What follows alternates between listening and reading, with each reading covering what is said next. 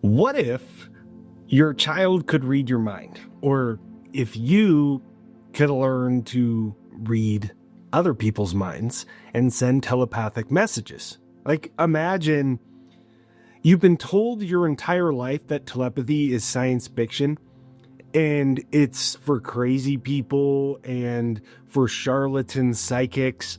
And then one day, your kid who's never said a word suddenly starts typing the exact thoughts in your head on an iPad. Like, I've had really small scales of that where my older daughter, I feel like she can read my thoughts. I'll like come into the house after I'm gone at work and she'll be like, "Dad, you look tired. Do you need a hug? I love you." But typing someone else's thoughts onto an iPad is pretty next level. And in this mind-bending reality that is really becoming a growing phenomenon for parents, it's broken down in the podcast that you may have listened to called the Telepathy Takes. And they're breaking down the science and the proof beyond telepathy. And when they test these claims, they're achieving a 95% accuracy rate on reading other people's thoughts. This is what science is supposed to be about, seeking truth. And still, we're in this place where even though they have a 95% accuracy rate, it's detailed exceptionally well in the Telepathy Tapes podcast, there's all this skepticism. It's still dismissed. But what if they're all wrong and it's very real? So let me introduce you to the Telepathy Take scientist who started investigating this, Diane Hennacy Powell. She's a Johns Hopkins-trained neuropsychiatrist, and she's a former Harvard faculty member. Very mainstream, yet still she found this truth. Like, she was working with autistic savants, and generally these are the people that are exceptionally genius at something. But then she started talking to the parents that had non-speaking autistic savants, and they would say, "My kid, I don't think he's savant. He can just actually read my mind." And she didn't just have one person say that. She was having hundreds of people saying that to her from all over the world. And she did basically what any scientist should do.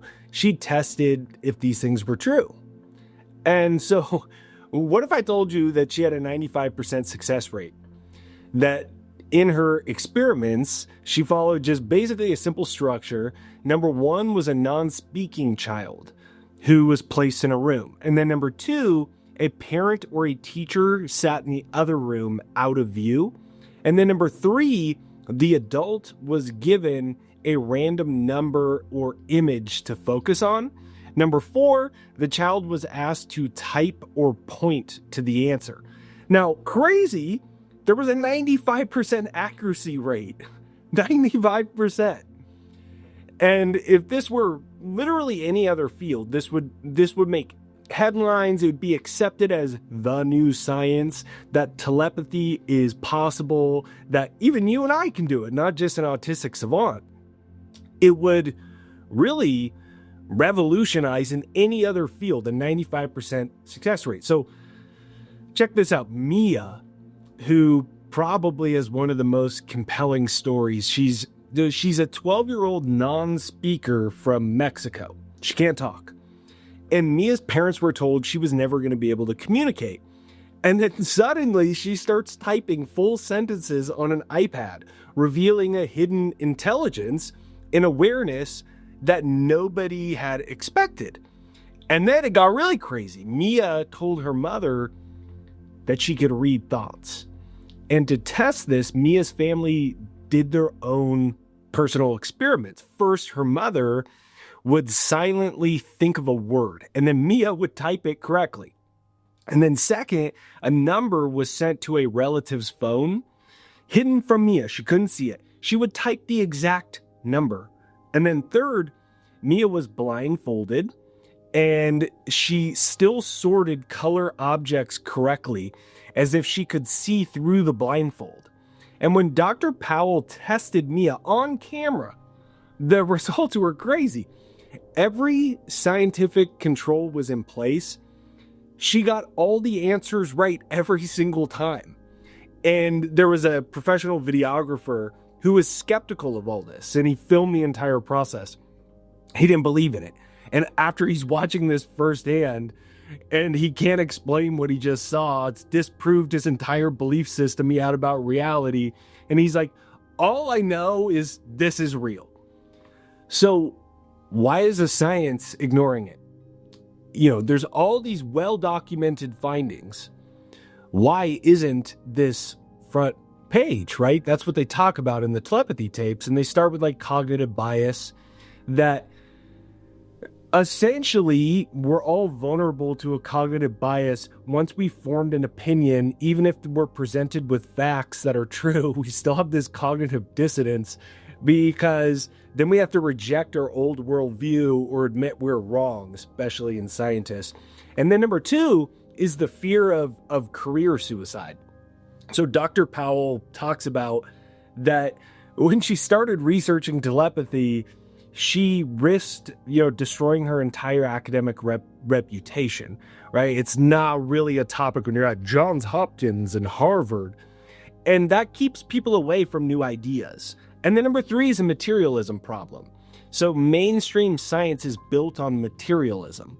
The idea that everything can be explained by physical processes. And telepathy is about consciousness, that consciousness isn't defined or localized in the brain. So that threatens the entire foundation of neuroscience and Newtonian models of viewing the world from a materialistic lens. Because we have to reimagine entirely who you are and what you're capable of. So then, the big question is, are we ignoring the truth that is already here? That what if it's not just autistic savants? What if you have the same capability? And what if we're ignoring it? Just like we ignored germ theory that ended up saving millions of lives. Then you have neuroplasticity, which was rejected, and now it's mainstream neuroscience. You had quantum entanglement, which Albert Einstein used to call it spooky action at a distance. And now that's accepted as physics. So what if telepathy's next? And that's the next thing we're finally going to accept. And what if these non-speaking people that were ignored and dismissed, what if they're proving that you're more powerful than you believe? And what if we're all interconnected in a way that we don't totally understand when we're looking at it from a physical lens? And what if the implications of this can change your entire life? Right? So in the end, the Telepathy Tapes podcast is really what she proposes ultimately. She wants to do a brain experiment where she connects people, the transmitter and receivers up. She can scan their brains in real time while the telepathy is taking place and measure the brain activity and then see if it synchronizes. See if both people's brain activity synchronizes. And my guess is that it's not going to be hard to prove that, because synchronized brain activity, my personal opinion, because we already know about mirror neurons. So these are neurons in your brain that directly mirror the person that you are engaging with. So since mirror neurons are already accepted as neuroscience, it makes sense that also your brain waves, your brain activity would synchronize, and then it would create a mutual frequency range that would allow for nonverbal communication, aka telepathy. So what do you think? Let me know in the comments down below. Do you believe that telepathy is possible?